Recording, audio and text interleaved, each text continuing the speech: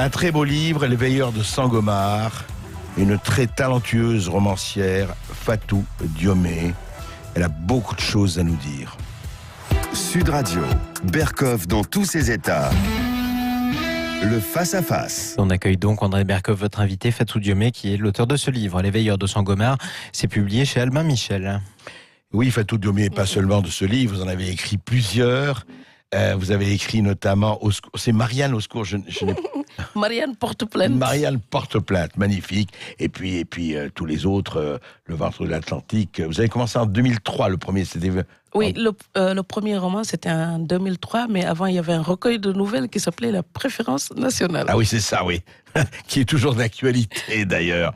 Non, ce qui est formidable, c'est que ces romans, et j'ai beaucoup aimé vraiment Les Veilleurs de Sangomar, et puis vous parlez de Joula, on va en parler de ce bateau qui a fait naufrage, mais ce qui est formidable, c'est que vous parlez aussi dans vos romans, évidemment, des problèmes. Vous êtes franco-africaine, vous vivez en France depuis 20 ans, vous retournez très souvent, évidemment, au Sénégal, et justement, vous parlez très très bien, et j'ai lu pas mal de vos articles aussi, de vos interviews.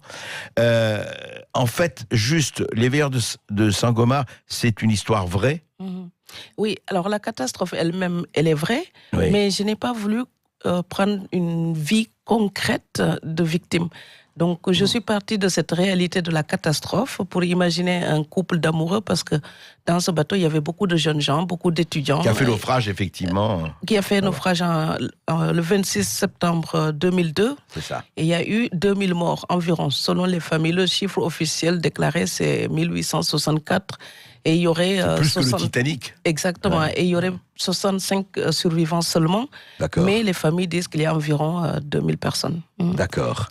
Et donc, vous avez voulu, à partir de là, vous avez extrapolé sur le couple Oui, l'histoire d'amour en elle-même, la perte brutale, comment vivre quand on a l'impression d'avoir des trous sous nos pas, comme ça. Donc, j'aurais pu prendre aussi les veuves des victimes d'attentats. Ouais. Ce sont ces pertes brutales qui déséquilibrent brutalement. Et je voulais analyser cela. Comment reconstruire après, comment se réconcilier avec la vie pour continuer.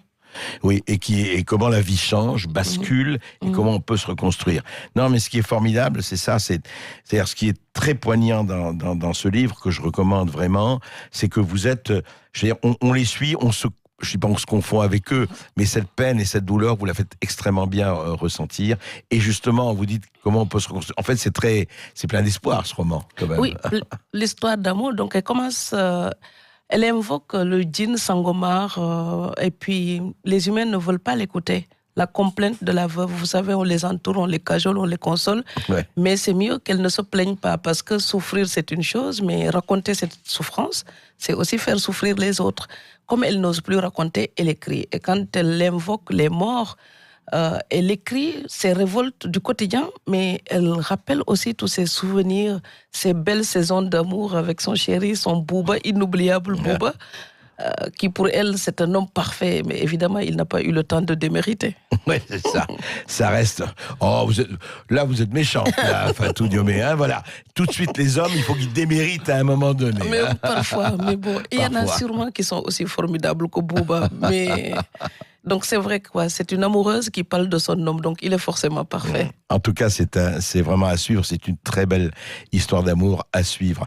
Et Fatou Diomé, ce qui m'a frappé, vous êtes franco-africaine, on parle beaucoup aujourd'hui, vous avez vu encore avec le drame qu'il y a eu, la préfecture de police, tout ça, on parle beaucoup, et vous en parlez de, oui, alors, il paye le colonialisme, le racisme et tout ça, on est en plein dedans en France actuellement, on a ce problème d'émigration, chacun le pose à sa manière, et on a l'impression que les camps sont là, chacun se renvoyant la balle, chacun se renvoyant les responsabilités, et on devient, mais vraiment à chaque histoire, à chaque fois, devant une espèce de, je dirais pas de guerre, mais enfin de fragilité des positions qui devient assez dramatique.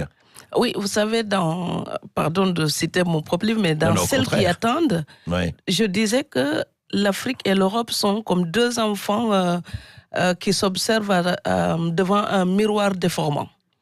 Ah donc, oui, il faut expliquer, oui. Oui, parce que l'Afrique ne peut voir les difficultés de l'Occident, puisque ses propres difficultés l'aveuglent, n'est-ce pas? Et puis l'Europe veut préserver ses acquis, donc partager les frais. Donc, plus la maison elle est riche, plus elle est gardée. Bien sûr. Et chacun garde sa demeure. Et puis, les Africains pensent qu'ici, c'est l'Eldorado, alors qu'il y a des gens en galère ici. Ce n'est pas évident de le dire, Et mais c'est pour oui. ça qu'ils ont envie de venir par millions et par millions. Quoi. Oui, mais il y en a qui veulent venir. Et puis, ceux-là, quand ils sont confrontés à la réalité, je les encourage à la décrire au pays. C'est ce que j'essaie de faire à mes personnages dans le vent de l'Atlantique. Parce que ce miroir aux alouettes est aussi entretenu par des gens qui, quand ils rentrent au pays, quand ils sont femmes de ménage ici, comme je l'étais d'ailleurs quand j'étais étudiante, quand ils rentrent là-bas, ils disent qu'ils sont gérants d'hôtel. Donc, quand ils sont serveuses dans un restaurant, ils sont patrons de restaurant. Ouais. Donc, à un moment donné, il faut juste que la modestie, l'honnêteté, la lucidité. La lucidité, et puis c'est pas moi qui le dis, c'est Saint Jean qui dit « la vérité vous libérera ». Donc, il faudrait que la vérité puisse nous libérer pour ensuite nous réconcilier. Mais alors justement, Fatou Diomé, parce que de ce point de vue, vous parlez d'or, est-ce qu'il n'y a pas le problème qui se heurte au fonds de commerce des passeurs d'un côté, fonds de commerce où on entretient du mythe que l'Europe, justement, c'est l'Eldorado. D'un autre côté, on se dit, ça arrive comme ça, et vous savez très bien qu'un certain nombre d'intellectuels ou d'élites, eux qui ne sont pas confrontés à cela, le voient de loin en disant oui, c'est formidable, accueillons tout le monde. En même temps, comment arriver à un équilibre? Parce que effectivement, il y a l'humanité, il y a de l'humanisme, mais d'un autre côté, il y a aussi certains chefs d'État africains qui laissent partir sans aucun problème leurs ressortissants. Il y a l'humanisme, il y a l'humanité, il y a aussi la dignité. Donc, moi, il y a des galères que j'ai connues en France, par exemple, je n'aurais pas aimé que mes petits frères et mes sœurs puissent les connaître. Donc, j'ai lutté contre cela. Et il faut aussi tenir à l'Afrique un langage de vérité. Lutter pour s'en sortir, c'est une nécessité humaine. Donc, quand il y a eu, je crois, 1848, des choses comme ça, la famine en Irlande, ils sont partis en Amérique. Si c'était légitime pour ces Occidentaux-là d'aller chercher la survie, c'est aussi légitime pour les Africains. Mais ça ne veut pas dire pour autant que l'immigration soit l'unique solution. Ce n'est pas possible parce que tout le monde ne peut pas partir. C'est la vérité. Et cette vérité-là, dire ça, ça ne veut pas dire ne pas comprendre les difficultés en jeu. Bien sûr. Donc évidemment, quelqu'un qui fuit la guerre n'est pas du tout dans la possibilité peut-être de respecter les lois internationales, comme je l'avais dit une fois dans une émission. Sauf qu'il y a beaucoup de migration économique, voilà, mais où il n'y a pas de pays en guerre. Voilà. Il y a cette migration due aux guerres, mais il y a aussi la migration économique. Et des gens viennent pour chercher la paix, la possibilité d'une réussite, mais moi je dirais tout simplement, et je le dis depuis le premier de mes livres, à toute la jeunesse africaine, où que l'on soit sur Terre, il faut lutter. Donc, et cette lutte pour l'existence, elle est valable en Europe, elle est valable en Afrique. Et cette lutte-là, elle passera toujours par la formation, par l'éducation. De toute façon, être ici à se désoler des lois que l'Europe peut inventer et renouveler. Donc, dans quelques temps, je disais, les lois contre l'immigration, ce sont comme des pièges sans cesse repositionnés pour attraper le même gibier. Les immigrés. Mais les immigrés aussi, ce sont des gens qui sont sans cesse réorganisés pour déjouer les mêmes pièges. Ouais. Et vous voyez, c'est avec les accords de Dublin, ils devaient demander l'asile dans le premier pays. Oui, absolument. Ils ne le font pas. Mais en même temps, est-ce que cette loi de Dublin était normale? Est-ce qu'elle respectait les droits humains? Parce que moi, si je veux aller en Angleterre, pourquoi me demander de rester en Italie? Parce que je suis passé en Italie. Et si je veux aller habiter à Strasbourg, pourquoi me demander de rester à Bordeaux si je demande d'aller à Strasbourg? Et donc ça, ce sont des questions qui sont liées à l'affect. L'affect ne peut pas juger le problème de l'immigration. Il faut qu'à un moment donné, on utilise la raison et que le débat soit dépassionné. Oui, mais le problème, comment faire que le débat soit dépassionné quand il y a une victimisation permanente de part et d'autre? D'ailleurs, vous avez vu, qu'est-ce que vous pensez, vous savez, quand on fait un camp raciste décolonial, puis on dit les racisés maintenant, c'est les mots, hein, vous êtes romancière, vous savez ce que c'est. On a l'impression quand même d'une utilisation, d'une instrumentalisation quasi orwellienne, que les gens se posent en victime et que voilà, on est victime, donc on a des droits et on n'a pas de devoirs. Vous savez, quand toute pensée poussée à son paroxysme devient dangereuse. Donc voilà, alors cette victimisation, elle va de pair avec l'assignation identitaire. Je dénonçais vraiment les deux. Je dénonçais tout le temps les deux parce que pour moi, les deux sont liés. Vous savez, on nous demande aussi de nous intégrer. Mais il ne faut pas trop bien s'intégrer parce qu'on vous rappelle après que vous êtes venu d'ailleurs. Donc à un moment donné, même l'enfant adopté devient un membre de la famille. Et l'enfant adopté, quand on lui fait place dans la famille, eh bien, il doit essayer aussi d'en être digne. Donc c'est pour ça que j'avais écrit Marianne porte plainte en disant, même étant l'enfant adoptif de Marianne, eh bien, je peux défendre ma mère parce que si je suis fière de la revendiquer, eh bien, je dois pouvoir dire quelles sont ses valeurs et je dois essayer de les porter. Donc moi, je demande aux deux camps de mettre un peu de l'eau dans leur vin ou je ne sais pas où dans leur limonade. Mais il faudrait à un moment donné se respecter suffisamment et surtout un peu de tendresse. On ne parle jamais de tendresse quand on évoque les questions politiques. Ouais. Et on peut avoir de la tendresse pour des gens qui nous accueillent et on peut avoir de la tendresse pour les gens qui ont souffert pour venir jusqu'à nous. C'est vrai, mais à un moment donné, c'est tout le problème, c'est qu'il y a aussi des contraintes économiques, quand il y a des crises, etc.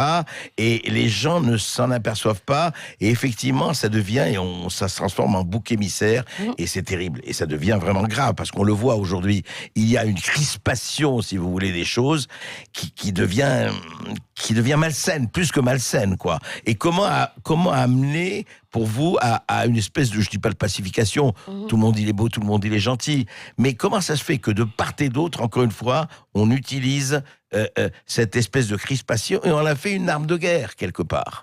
De l'intégrité, ne pas se laisser convaincre gratuitement par des choses fallacieuses. Ouais. Donc voilà, moi je suis noire, c'est un fait. Mais on ne m'a pas demandé mon avis, donc je suis noire.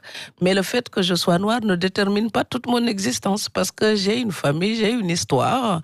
J'appartiens à un peuple sérère des Nyominka du Sine Saloum, donc je connais mon histoire et je ne vacille pas, parce que, comme je le disais dans l'entretien que vous évoquiez, la peur de vaciller ne peut vous atteindre si vous êtes sûr de votre identité, si vous savez qui vous êtes. Moi, je suis authentiquement une fille africaine, nourrie aussi de la culture française. Et alors, j'apprécie cette chance-là. Donc, je n'ai pas du tout le Sénégal et la France qui sont en train de se disputer, Fatou. Non. Le Sénégal et la France se sont additionnés pour m'enrichir. Et oui, c'est-à-dire vous êtes le tout supérieur à la somme des parties. Oui, vous êtes ça, vous n'êtes pas chanceuse. Que ça. Voilà. Je suis chanceuse, c'est-à-dire qu'à la sénégalaise que j'étais avant, j'ai ajouté des choses. Mais à la française que j'ai pu avoir à Strasbourg, je lui ai apporté des choses.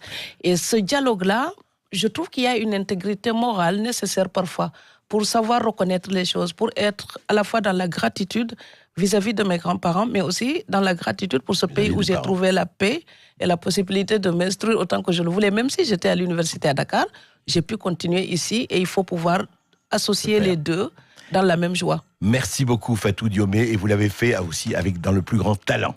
Et en tout cas, je vous rappelle à tous d'ailleurs la référence du livre de Fatou Diomé, ça s'appelle Les Veilleurs de Sangomar, c'est publié chez Albin Michel, n'hésitez pas, vous pouvez vous le procurer en librairie. Et restez avec nous. Mais surtout, Diomé, restez tous avec nous, vous aussi qui écoutez Sud Radio, puisque à partir de maintenant, vous pouvez nous appeler au 0826 300 300, c'est à vous de prendre la parole, on attend vos questions et aussi parfois vos réponses aux interrogations d'André Berkoff. À tout de suite sur Sud Radio. Avec la romancière Fatou Diom, nous attendons les auditeurs de Berkoff dans tous ses états. Et tout de suite, on retrouve Didier qui nous appelle au 0826 300 300. Bonjour à vous, Didier. Bonjour. Bonjour André, c'est Didier d'Antony. Oui, bonjour.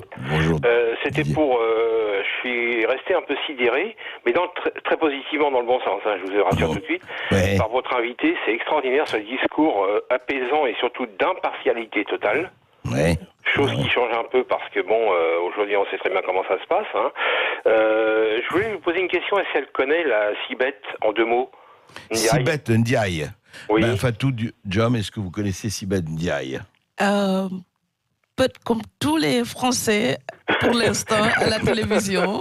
Ça me fait beaucoup rire, comme tous les Français, je dirais hélas même, oui. Donc, non, parce que comme elle fait partie quand même de la diaspora sénégalaise qui est parents très aisés et compagnie, moi je me suis un peu posé la question de savoir ce qu'elle en pensait notamment.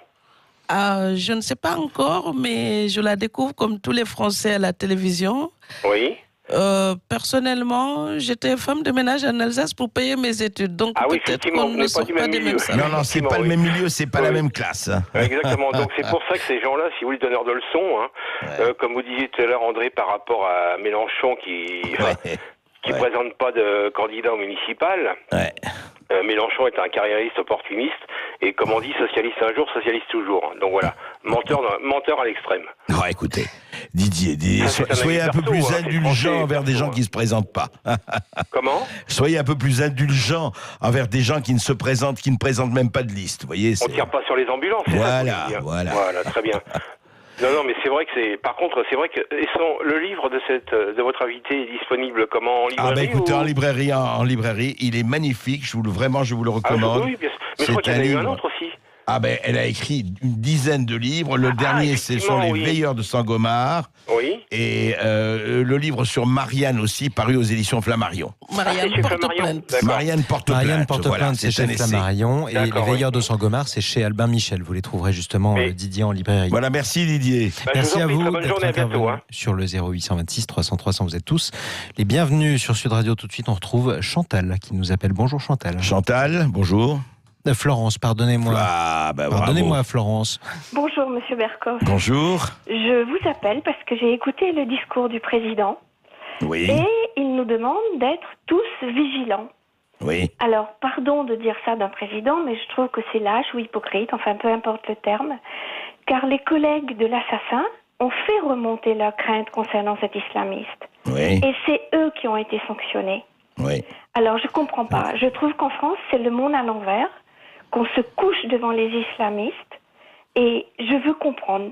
Il nous dit d'être vigilant, et en même temps, quand on fait remonter ce qu'on sait, on est sanctionné. Mais vous savez, c'est hier, j'avais Noam Anwar, qui est policier, qui est musulman. Oui, j'ai acheté le livre d'ailleurs. Oui, qui est remarquable aussi, et qui disait effectivement, il y a un problème et de bureaucratie, et d'ego, et de rivalité, etc. Oui. Et donc effectivement, vous avez des responsables qui se défaussent, et qui se défaussent sur qui ? Sur les lampistes. Il l'a dit lui-même, ce policier hier. Moi je pense pas comme vous. Je pense qu'en France, on se couche devant les islamistes. Et qu'on a le droit de faire tout remonter, sauf quand ça touche les islamistes. Et j'aurais voulu poser une question, puisque votre invité est là. Oui. Je pense qu'à tous les deux, vous pourriez répondre. Dites-moi. Pourquoi est-ce que...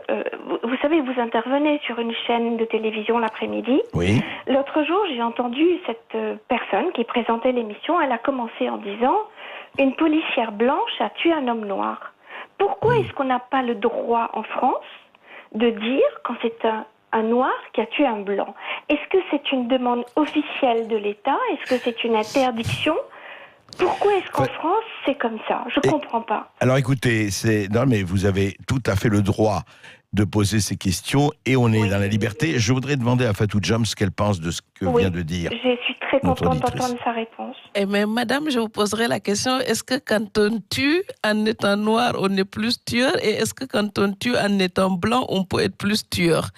Et donc les extrémistes sont les mêmes, madame. Ce sont les mêmes ânes gris. Donc, quelle que soit leur couleur. Alors, écoutez les émissions en France, que ce soit sur les radios ou sur les télévisions, jamais on ne prononce quand c'est un noir qui a tué un blanc. Madame, pardon. Je ne comprends pas. J'ai juste envie de comprendre et qu'on me dise si j'ai tort. Voilà. Écoutez, écoutez là. Juste une petite minute, madame. Vous savez, je vois rarement un cambrioleur blanc a fait ceci ou cela. Et donc, le vrai danger pour notre société, c'est justement quand chaque couleur regarde et compte le nombre de fois où on cite sa couleur. C'est terrible. Donc, à un moment donné, c'est quand même la société française qui n'est pas censée reconnaître ni la couleur ni la religion et que tous les Français devraient être ensemble et lutter pour la cohésion et pour l'extrémisme ou l'islamisme. Madame, votre anxiété, c'est le premier ennemi. Donc, essayez de tenir et montrer que Marianne reste justement debout. Alors, madame, je pense exactement comme vous. Je voudrais juste que tout le monde soit traité pareil. Donc, je vous rejoins à 1000%. Mais en France, on n'est pas traité pareil. Mais ça, c'est un problème, effectivement, de certaines connotations médiatiques, de certaines pensées du camp du bien, de certaines doxas. Eh bien, ça, il faut se battre. Vous savez, comme disait Fatou Diom, comme elle s'est battue, il faut se battre contre toutes les fixations et toutes les rigidités. Il faut se battre. Merci en tout cas, Florence, de nous avoir appelé au 0826 300 300. Vous étiez bien sûr la bienvenue sur Sud Radio. Vous continuez à nous appeler. On retrouve tout de suite Daniel. Bonjour à vous, Daniel. Oui, bonjour Daniel. Daniel, la communication a coupé, pardonnez-moi. Bon, on est toujours en tout cas avec André Bercoff et son invité Fatou Diom qui nous présente son livre. Alors, Fatou Diom, je voudrais revenir sur cette histoire des extrémistes, etc. D'ailleurs, ce qu'a dit l'auditrice, mais au-delà de ça.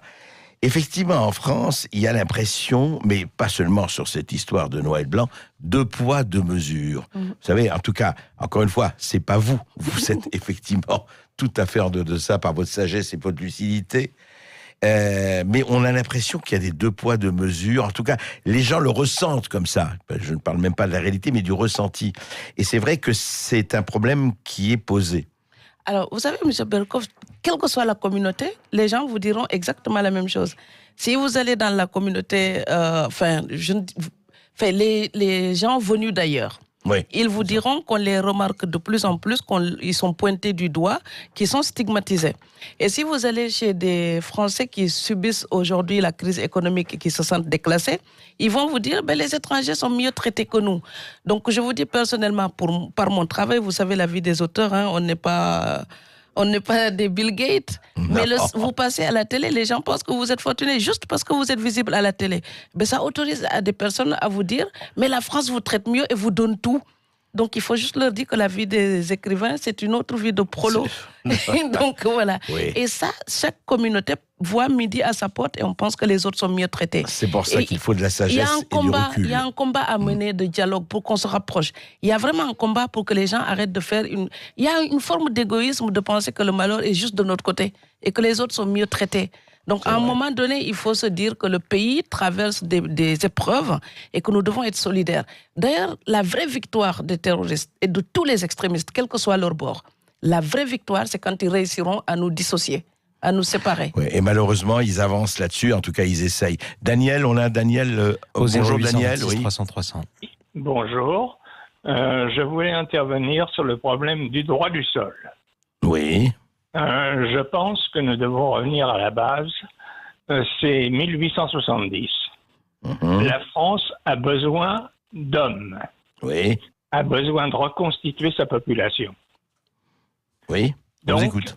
Obligatoirement, il y a une décision qui est prise. Il faut reconstituer la population et on admet et on demande qu'il y ait le droit du sol. Aujourd'hui, nous avons une situation complètement différente.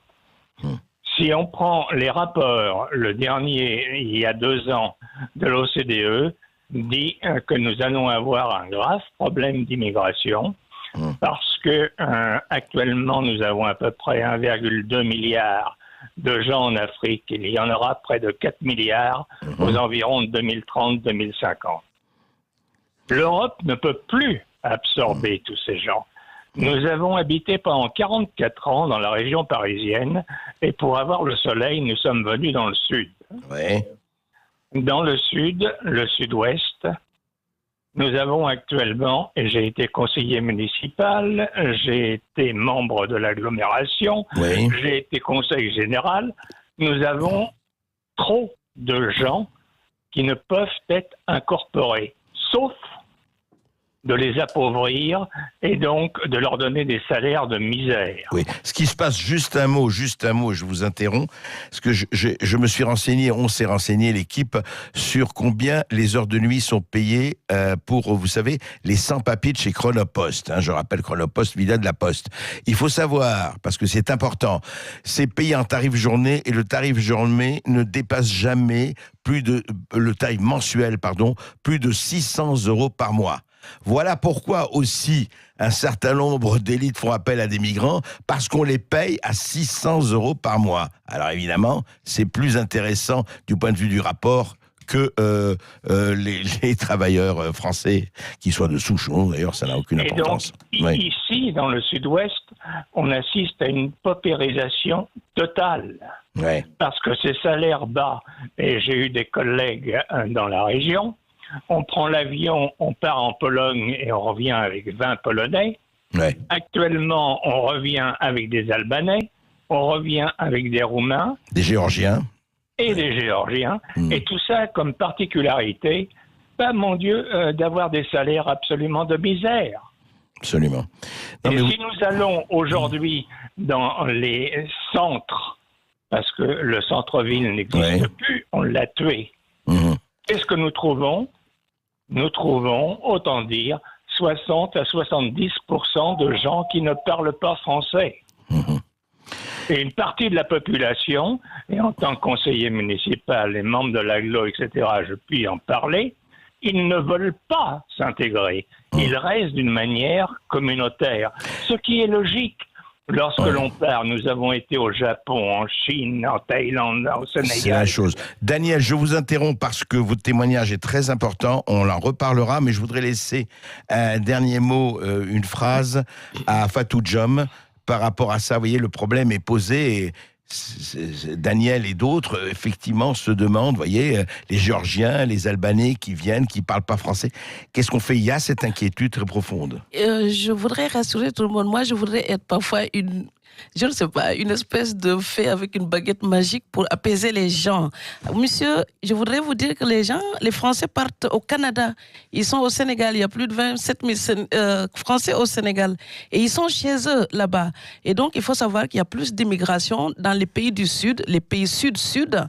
Et que ce que vous voyez ici en Europe, c'est ce qui se passe en Amérique, qui se passe au Canada, qui se passe un peu partout. C'est notre époque qui est comme ça. Ce n'est pas du tout l'Europe qui est menacée d'envahissement.